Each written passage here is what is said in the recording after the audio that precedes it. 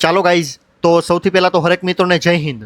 આપણે આ વિડીયોની અંદર છેલ્લા 35થી 40 વર્ષનો ઇતિહાસ જોવાનો છે ઇન્ડિયાના શેર બજારનું, કે ભાઈ ઇન્ડિયાનું શેર બજાર કેટલી વાર ક્યારે પડેલું છે, કયા કારણોથી. સૌથી વધારે મહત્ત્વપૂર્ણ વિડીયો હશે કે ભાઈ કોઈ પણ માણસને શેર બજારમાં ટકવું હોય ને તો આ વિડીયોની અંદર જે મેં ઇન્ફોર્મેશન આપેલી છે ને આ વસ્તુ સૌથી વધારે જરૂર પડશે. કે ભાઈ કોઈ પણ માણસ હોય, અગર તમારે શેર બજારમાં ટકવું છે તો તમારે શેર બજારનો ભૂતકાળ જાણવો પડે 110%. આ વસ્તુ જાણ્યા વગર તમે ટકી ન શકો કોઈ દિવસ. કેમ કે અગર તમે આ વસ્તુ જોવો નહીં, આ વસ્તુ તમે જાણો નહીં, સમજો નહીં, શીખો નહીં, સાંભળો નહીં, તો પછી આ વસ્તુ છે ને તમને ભવિષ્યમાં લગાતાર તમને નુકસાન આપશે. તમારા પૈસા 110% ડૂબાડીને જ રહેશે.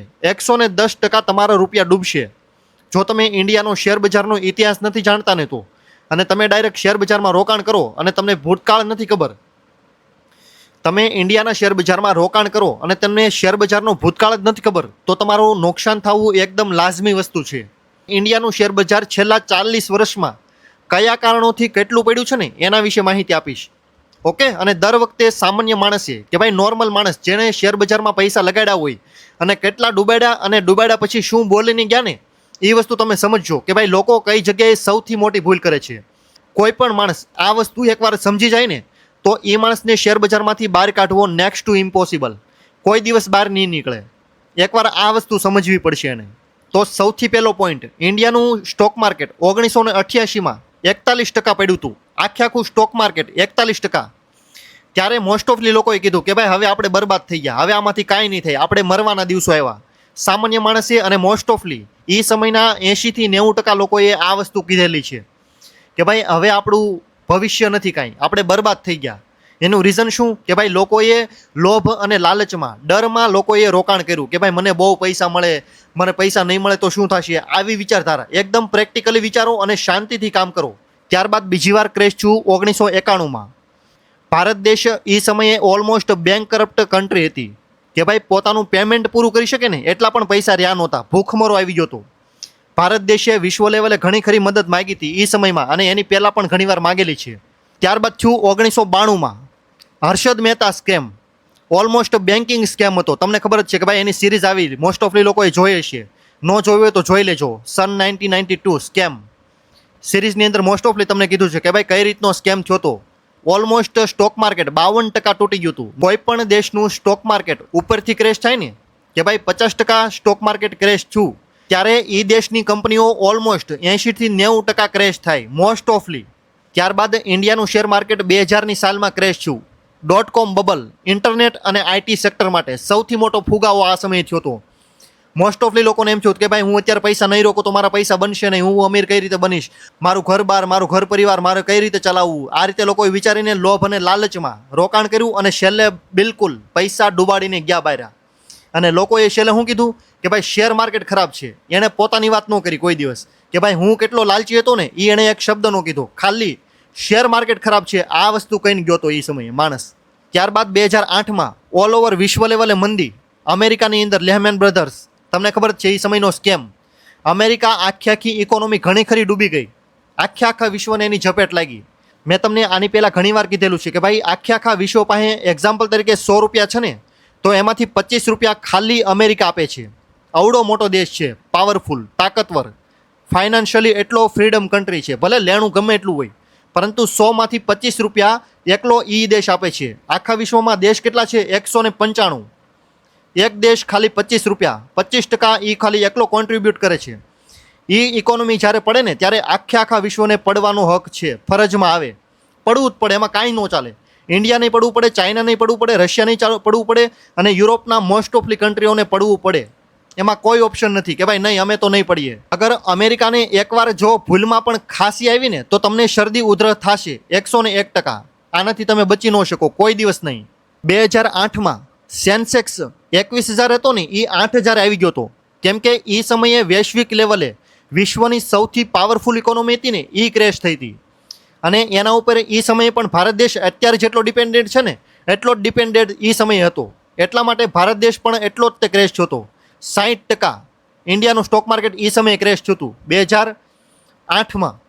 ત્યારબાદ 2013માં અમેરિકાને પેમેન્ટ કરવામાં ક્યાંક પ્રોબ્લેમ આવી હતી કે ભાઈ પૈસા નહોતા અથવા તો કાંઈ પણ ફાઇનાન્શિયલી ઇશ્યુ આવ્યો ને ત્યારે 2013માં માર્કેટ ક્રેશ થયું હતું. ઓલમોસ્ટ ઝાઝું નહોતું, પરંતુ છતાં પણ 13-15% ક્રેશ થયું હતું એ સમયે 2013માં.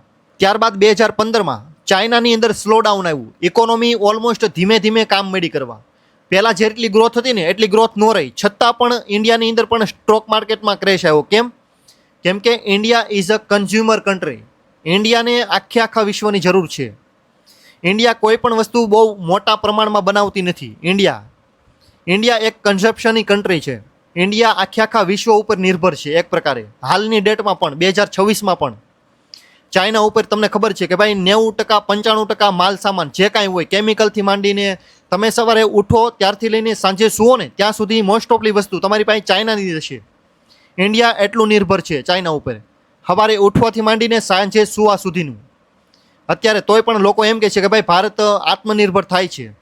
હજી થાય છે, 10% જ થયું છે. 90% હજી ચાઇના અને વિશ્વ લેવલ ઉપર ડિપેન્ડેડ છે ઇન્ડિયા. ત્યારબાદ 2018માં ઓલમોસ્ટ 18% લિક્વિડિટી ક્રાઇસિસ. લોકો કોઈ પણ પ્રકારનું કાંઈ ઇન્વેસ્ટમેન્ટ અથવા તો કોઈ પણ પ્રકારનું રોકાણ અથવા તો કોઈ પણ પ્રકારના ખર્ચા કરવા માગતા નહોતા. એ સમયે 2018માં લિક્વિડિટી ક્રાઇસિસ આવ્યું હતું. કાંઈ પણ કારણ હોઈ શકે કે ભાઈ લોકોના ધંધા ઊભા રહી ગયા, નોકરી નહોતી મળતી, કાંઈ પણ હોઈ શકે. લિક્વિડિટી ક્રાઇસિસ આને કહેવાય કે ભાઈ લોકો એક પ્રકારે વ્યવહાર કરવા માટે સક્ષમ નહોતા રહ્યા. કોઈ પણ હોય, મોટો માણસ હોય તો પણ ભલે, સામાન્ય માણસ હોય ને તો પણ ભલે, એક પ્રકારે ધીમું થઈ ગયું હતું કામ. 18% એ સમયે આપણું સ્ટોક માર્કેટ ક્રેશ થયું હતું. ઇકોનોમી સ્લો થઈ એટલે શેર માર્કેટ એનું રિફ્લેક્શન દેખાડશે કે ભાઈ stock market is equal to economy. આ બંને એકબીજાના રિફ્લેક્શન છે. ઓકે, શેર બજાર ઇકોનોમી ભાગે ને ત્યારે ભાગે, પરંતુ શેર બજાર ભાગે તો ઇકોનોમી નો ભાગે. ઇકોનોમી મોટી વસ્તુ છે. ઇકોનોમીને જોતા શીખો કે ભાઈ કોઈ પણ દેશ કેટલો મજબૂત છે, શું કામ છે, શું કામ કરે છે, લોકોને શું જરૂર છે. આ વસ્તુ મેન છે. ઇકોનોમીની રિફ્લેક્ટ કરે શેર બજાર. ત્યારબાદ 2020માં કોવિડનો સમય, કોરોનાનો સમય. તમને ખબર છે કે ભાઈ ઓલમોસ્ટ લોકડાઉન થયું હતું ઘણા સમય સુધી, અમુક મહિનાઓ સુધી. ત્યારે ઇન્ડિયાનું સ્ટોક માર્કેટ નિફ્ટી અને સેન્સેક્સ ઓલમોસ્ટ 35-40% સુધી ડાઉન ગયેલા છે. શેર બજારની અંદર શેર કેટલા ગયા હોય? 70-80%. તમને ખબર જ છે કે ભાઈ, ન ખબર હોય તો તમે જોઈ શકો છો, તમને મોસ્ટ ઓફલી ડેટા મળી જશે.